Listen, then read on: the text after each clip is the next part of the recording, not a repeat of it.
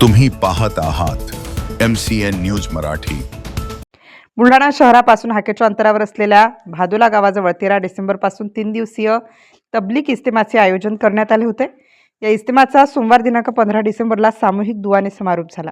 बुलढाणा, अकोला, वाशिम, यवतमाळ आणि अमरावती या जिल्ह्यातून लाखो नागरिकांनी या तबलीग इस्तेमामध्ये आपली हजेरी लावली होती। तर आयोजक आणि पोलीस प्रशासनाकडून उत्तम नियोजन केल्यामुळे कुठेही अनुचित प्रकार घडला नाही। गेल्या 1 ते 1.5 महिन्यांपासून बुलढाणा जवळील भादुला गावाजवळ जवळपास 100 एकर शेतामध्ये तबलीग इस्तेमाच्या आयोजनासाठी तयारी करण्यात येत होती। तयारीसाठी हजारो मुस्लिम युवकांनी मोफत श्रमदान करून आपली सेवा दिली।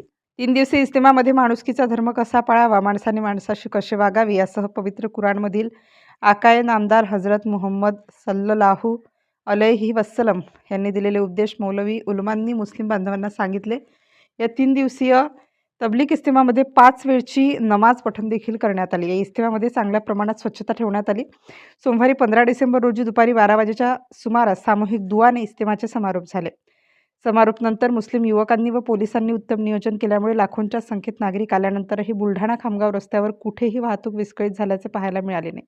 इस्तेमामध्ये वाहतूक असो की पोलीस बंदोबस्त असो यासाठी मुस्लिम युवकांसोबत जिल्हा पोलीस अधीक्षक निलेश तांबे यांच्या मार्गदर्शनाखाली बुलढाणा उपविभागीय पोलीस अधिकारी सुधीर पाटील, बुलढाणा शहर ठाणेदार रवी राठोड, ग्रामीण ठाणेदार गजानन कांबळे, जिल्हा विशेष शाखेचे पोलीस निरीक्षक काकवीपुरे, जिल्हा वाहतूक शाखेचे उप पोलीस निरीक्षक अनिल भुसारी यांच्यासह असंख्य पोलीस कर्मचाऱ्यांनी आपली चोखपणे जबाबदारी पार पाडली। MCN न्यूज मराठीकरिता शेख अजीज मोहम्मद, बुलढाणा।